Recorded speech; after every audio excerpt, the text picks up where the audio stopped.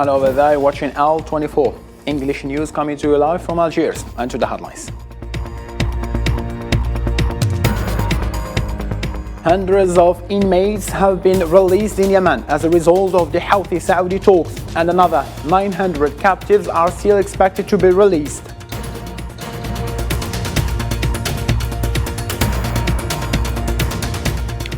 Amid the surge in violence in the occupied territories, thousands of people have demonstrated across several Arab countries to mark Al-Quds Day in support of the Palestinian cause.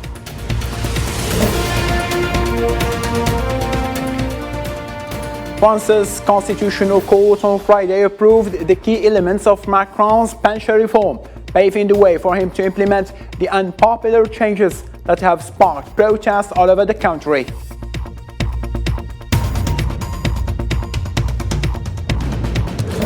Presidents of Brazil and China have pledged to bolster cooperation between their two countries, as Luis Inácio Lula da Silva and Xi Jinping held widely anticipated talks in the Chinese capital.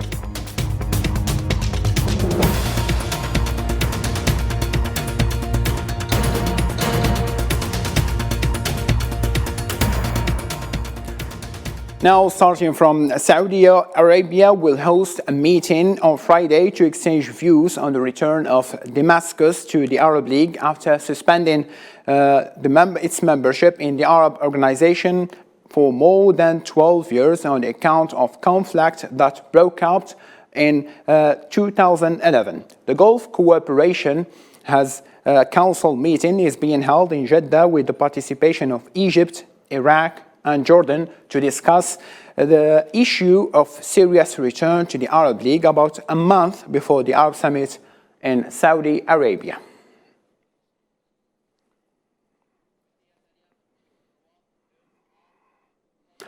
The first prisoners exchange flight landed in Houthi-held capital Sana'a on Friday, carrying 125 people, while the second flight carrying 35 people simultaneously landed in the government city of Aden.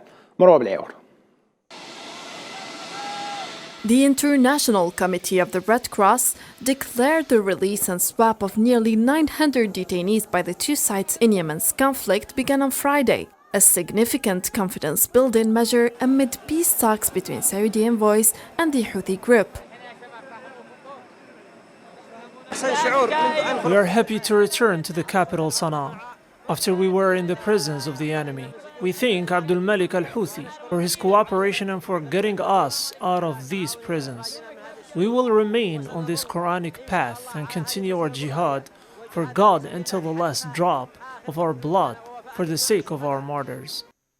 The ICRC, which is managing the process, said its planes would be used to carry the released detainees between 6 cities in Yemen and Saudi Arabia over coming days. Despair changed now to a look of happiness is exactly what it's all about. We are proud at the International Committee of the Red Cross, with the help of our colleagues at the Yemeni Red Crescent, to have facilitated this. That's the first day. We still have 2 days to come, and hopefully things will go smooth. We thank all those who trusted us, who entrusted the ICRC to do this work. We thank the parties to the conflict. Yemen's conflict, which has killed tens of thousands of people and left millions hungry, has widely been seen as a proxy war between Saudi Arabia and Iran. A Saudi-led coalition intervened in Yemen in 2015 after the Iran-aligned Houthis ousted the government from Sana'a in 2014. Riyadh and Tehran last month agreed to restore diplomatic ties severed in 2016, raising hopes that Yemen's peace process would see progress. A Saudi delegation on Thursday concluded peace talks in Sana'a with the Houthi movement, whose officials cited progress and said further discussions were needed to iron out remaining differences. In a different matter now, the occupation soldiers in Palestine stormed several areas on the borders with Palestinians. According to the Palestinian news agency, armed confrontation broke out between Palestinian and occupation army during its incursion into the town of Qabatiyah. The occupation force also attacked those arriving in Al-Aqsa Mosque with batons and gas bombs.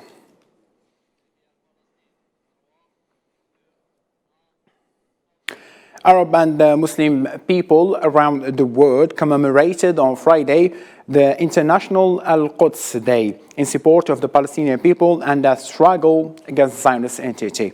Mohammed Khatul on What Follow. Mass popular marches took place in several Arab and Islamic countries on Friday to condemn the continued crimes perpetrated by the Zionist occupation against the Palestinians, as well as the aggression against the Holy Al-Aqsa Mosque. Protesters waved Palestinian flags, chanting pro-Palestine slogans. We obviously denounce these arrests and the operations against Palestinians because they are the owners of the land. As Arabs, we don't allow any encroachment on the holy Arab land. In Gaza, a popular march was staged in which hundreds of Palestinians, leaders and representatives of the Palestinian factions participated. From here, the message should be clear that more Israeli violence and aggression against the Palestinian people will surely generate Arab and Islamic reactions, in addition to what the Palestinian people will do in terms of reaction towards this Zionist aggression.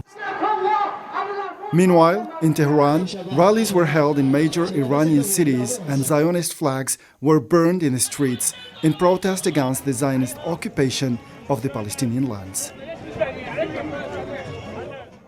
Islamic world's support for the Palestinian resistance can bring the path to victory closer for the Palestinian people. International Al-Quds Day is celebrated annually in various countries in support of Palestinians and their just cause on the last Friday of the holy fasting month of Ramadan. The leader of Sudan's paramilitary rapid support forces, General Mohammed Hamdan Dagalo, better known as Hamidti, has committed to de-escalate and is ready to meet with the head of the ruling Sovereign Council, General Abdel Fattah al-Burhan. A statement by a group of officials, including leaders of other paramilitary groups, said on Friday.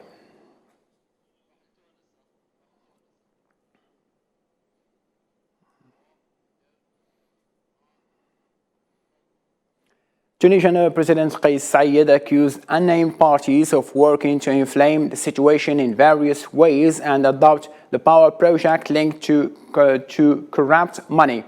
This came during a reception of Prime Minister Najla Bouden at the Qartash Palace. Saied said that many people work to thwart any project because the only projects are the power that lies in the arms of corrupt money and works to fuel the situation.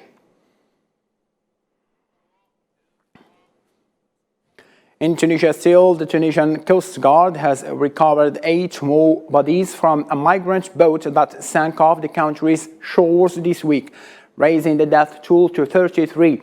The Coast Guard said on Friday the Coast Guard declared that 4 other rotting bodies were recovered. However, they were related to previous drownings. A wooden boat carrying about 110 African migrants sank on Wednesday off the coast of the Tunisian city of Sfax.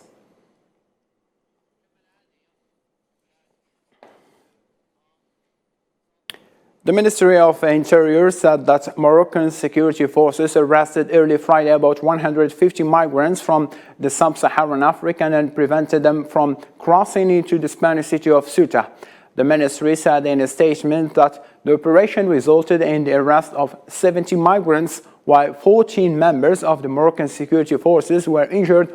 6 migrants were all taken to a hospital.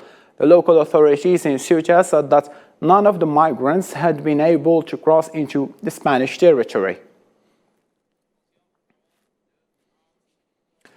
The representative of the Polisario Front at the United Nations and the coordinator with MINURSO, Saeed Mohammed Ammar, affirmed that the Sahrawi Party remains committed to its position, which was recommended and supported by the 16th Congress of the Polisario, which is the option of armed struggle without excluding all legitimate means to expel the Moroccan occupation.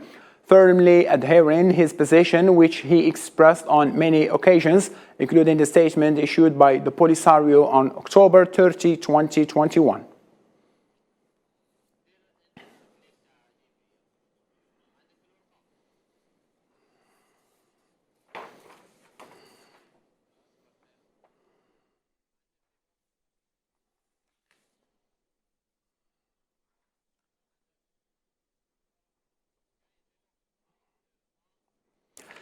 The Libyan parties are accelerating their efforts in order to provide the best condition for holding elections before the end of this year, at a time when the United Nations Support Mission in Libya has expressed its willingness to provide the necessary support to Joint Electoral Commission known as the 6+6.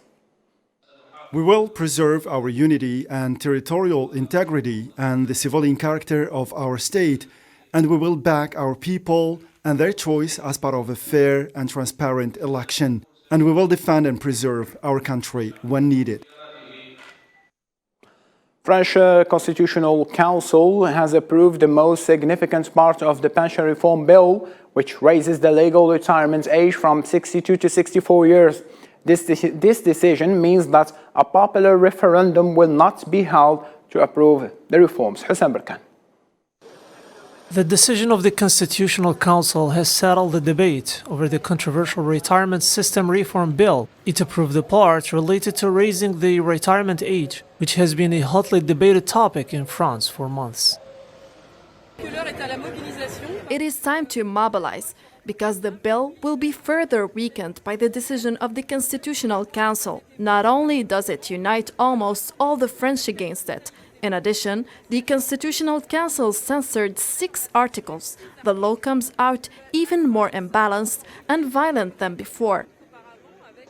The trade union blocs have called on President Emmanuel Macron not to adopt the law in its current form, and the president has invited union representatives to meet on Tuesday to discuss the retirement crisis in France. The French government justified the project by the need to address the financial deterioration of pension funds and the aging population. For 3 months, there has been extremely important strike demonstrations, and that the determination of the demonstrators does not weaken. The decision of the Constitutional Council will relaunch the mobilization this evening. For the first time since the end of the Second World War, unions jointly call on all employees to massively demonstrate on May 1st to win the withdrawal of this reform. The decision of the Constitutional Council is likely to rekindle the protests and mobilizations that have taken place in France in recent months. The unions have called for massive demonstration on May 1st to demand the withdrawal of the retirement reform bill. The retirement crisis in France remains a contentious issue, with tensions between the government and the trade unions showing no sign of abating. Chinese leader Xi Jinping met with his visiting Brazilian President Luiz Inácio Lula da Silva on Friday as part of a push to boost ties between the two of the world's largest developing nations. President Xi stated that China and Brazil are bound to play an important and positive role for peace, stability and prosperity in their regions and beyond. Nabil Khazini. This is a meeting for a huge deal between the leaders of the 2 largest countries in Asia and South America. The big ceremony to welcome the Brazilian president signaled the importance both Xi and Lula attached to this visit, seen as a push to strengthen relations between Brazil and China. Chinese President Xi Jinping assured his Brazilian counterpart Luiz Inácio Lula da Silva that China's development was creating new opportunities for Brazil and other countries. As an old and good friend of the Chinese people, you have long followed and supported China-Brazil friendship and promoted the phenomenal growth of bilateral ties. I'm willing to work with you from a strategic perspective to steer and create a new future for China-Brazil relations in the new era and to deliver greater benefits for the 2 peoples. That talks focused largely on trade ties and other forms of cooperation, but also touched on the conflict in Ukraine. The 2 leaders agreed on the need for a negotiated settlement for the Ukraine crisis. Both Beijing and Brasilia refrained from imposing financial sanctions on Russia. Even people who weren't involved in the crisis felt the impacts of it, as it's had a global impact, and I think it's an important issue. China and Brazil expressed support for the discussion of the expansion of the membership of the BRICS. The Chinese Foreign Ministry confirmed last Monday that Beijing would uphold a spirit of openness and inclusiveness in the BRICS countries and would strengthen cooperation with developing countries. European Union Foreign Policy Chief Josep Borrell said it would be hard for Europe to trust China if it did not try to find a political solution to the Ukrainian crisis. EU top diplomats said that it would be extremely difficult, if not impossible, for the European Union to maintain a relationship of trust with China if China does not contribute to search for a political solution based on Russia's withdrawal from the Ukrainian territory. Chinese Foreign Minister Qin Gang on Friday reiterated China's stance on the Ukraine crisis during a meeting with his German counterpart Annalena Baerbock, who was on a visit to Beijing. Qin Gang said China would not provide weapons to any warring parties. This statement came in response to growing coherence about China providing weapons to Russia, adding China will not do that and will control the exports of military or dual-use products. As the Ukrainian crisis developed to this day, the lesson is profound, and it's worth deep reflection by all parties. Territory is indivisible, and security is equally indivisible. Without recognition of the security interests of a particular party, crises and conflicts are inevitable. China is willing to continue to work for peace and hopes that all parties involved in the crisis will remain objective and calm and make constructive efforts to resolve the crisis through negotiations. In the same line of thought, German Foreign Minister Annalena Baerbock reiterated also calls for China to put pressure on Russian President Vladimir Putin to stop the war in Ukraine. But I have to wonder why the Chinese position in so far does not include a call for the aggressor Russia to stop the war. We all know that Russian President Vladimir Putin would have the opportunity to do so at any time, and the people in Ukraine would like nothing more than to finally be able to live in peace again. Officials in Kiev stated that the Russian army continued to launch relentless attacks on the city of Bakhmut in eastern Ukraine and also bombed the city of Kherson in the south of the country. Ukrainian Deputy Defense Minister Hanna Maliar wrote on the Telegram application that fierce fighting took place Thursday in all areas of the Eastern Front, while the British Army said in a daily update of intelligence information that the Ukrainian forces were forced to withdraw from some lands in the city of Bakhmut.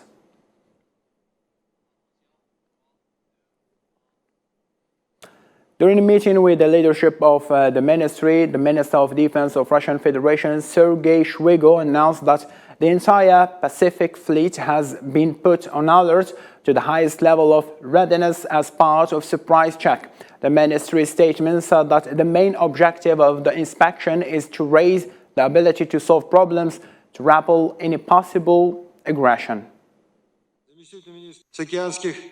Today, from 9 a.m., the Pacific Naval Fleet was put on high alert as part of surprise inspection aimed at building its defensive capabilities. Also, part of the Aerospace Force military and support units are involved in the event. The main objective of this inspection is to increase the abilities of the armed forces to repel the aggression of a probable enemy from the direction of the ocean and sea. Finland is building the first stretch of fence on its border with Russia on Friday, less than 2 weeks after it joined the NATO military alliance to complete a security shift, taking it in response to the war in Ukraine. Fearing retaliation from the East following its NATO application, the government decided last year to construct the barrier, mainly in case Russia moved to flood the border with migrants. The new fence will be 3 meters high, topped with razor wire and tracked by a road, and cost an estimated 380 million euros. Situation last year after Russia demanded that its neighboring countries could not make their security decision from their own needs, and after that started to war. That was actually the moment when Finland started more and more thinking how we should improve our security. That was the starting point, final starting point for this project. And in our news, with coming back to Africa, to Libya now, where The Musaharati or public waka Kurari Muhammad comes from a long line of men who have chanted and beat drums to wake up people during Ramadan for suhoor or pre-dawn meal. Muhammad learned the job from his father and was 15 when he first started waking people up before the dawn during Ramadan. The Musaharati honors the centuries-old tradition, walking through the narrow alleyways of Sabha's old city to wake up Muslims for the suhoor meal ahead of the daily dawn to dusk fast during the holy month of Ramadan.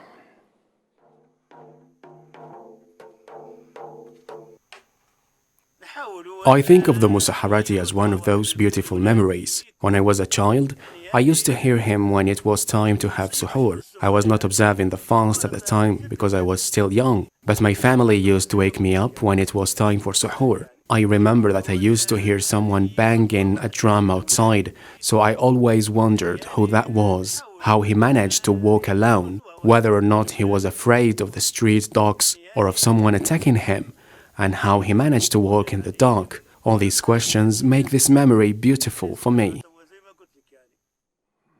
And with this, we reach the end of our news. Thank you so much for being with us. For more updates, you can follow our social media platform as it is shown in screen. And all I can say at the end is, good night.